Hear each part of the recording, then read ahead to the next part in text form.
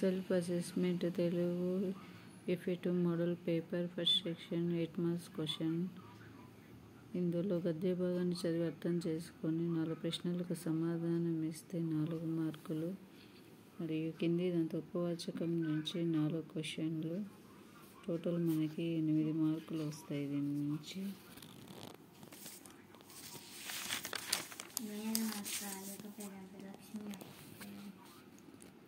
Third సెక్షన్లో 16 మార్కులు, 3-4 క్వశ్చన్లు, 4 లేదా 5 వాక్యాల సమాధానాలు రాస్తే 8 మార్కులు.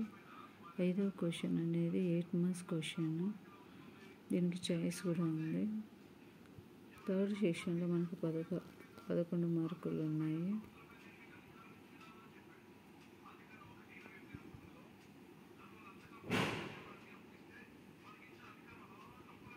మొత్తం మనకి 14 క్వశ్చన్లు.